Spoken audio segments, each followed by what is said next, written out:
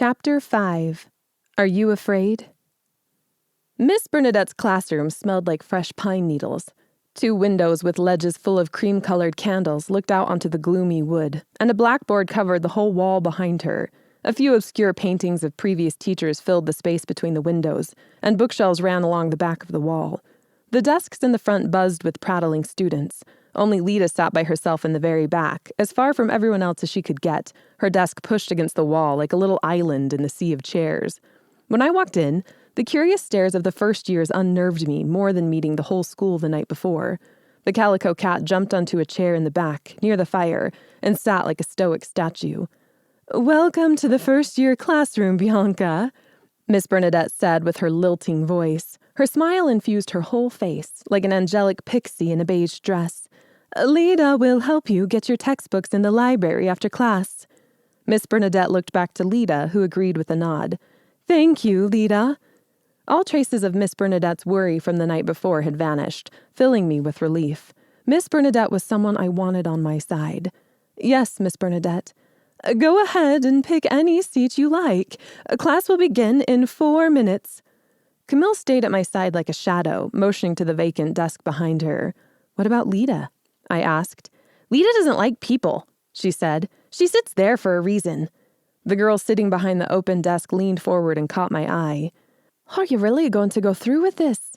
she asked. She had smooth skin, the color of coffee mixed with cream. Her hair spiraled out around her in a halo of black wires. She was lean and wiry, moving with long, graceful movements. "Yes," I said. "No," I wanted to say. "I just thought I'd do this as a fun joke. Are you laughing yet?" A few other girls clued into our conversation and leaned toward us. "This is Jackie," Camille said by way of introduction.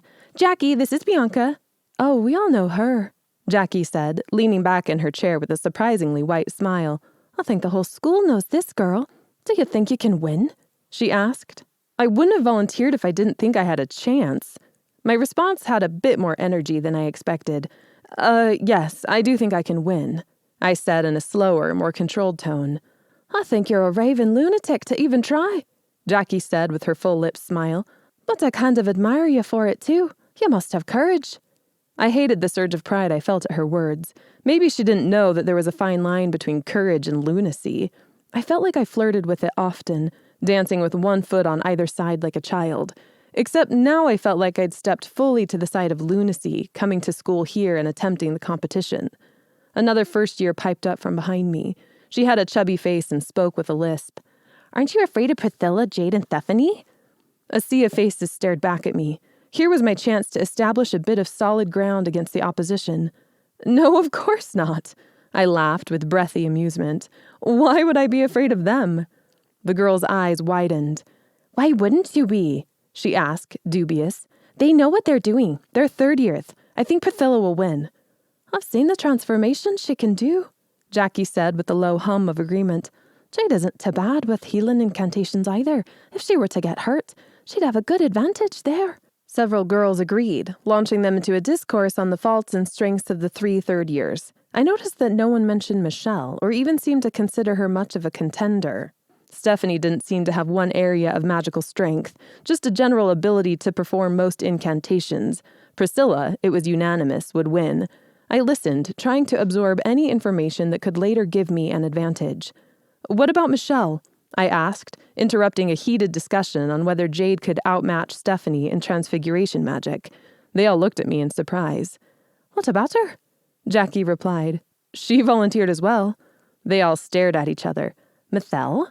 the lisp girl repeated with a shrug. "Well, they'll do all right." "And Elena?" I pressed. They seemed to have forgotten about the other competitors. Jackie responded first. "Elena might give you a run for your money in the first match, but I don't think she'll make it to the third." The rest of the first years murmured their agreement. "Sheep, all of you," I wanted to say, but held my tongue. The tiny silver bell on Miss Bernadette's desk rose into the air and signaled the start of our class with a musical clatter. Through the shuffling of girls turning around and pulling out books, I heard Lida's quiet laughter from the back of the room. I glanced over my shoulder, unable to imagine what she found so funny, but couldn't catch her eye. "Bianca, take a seat. Everyone, pull out your blue books, the one titled Essays on Incantations and Their Importance in the Network." I moved to the desk behind Camille and slipped into the seat. The cat purred itself to sleep on the hearth behind us, and my first day at Miss Mabel School for Girls began.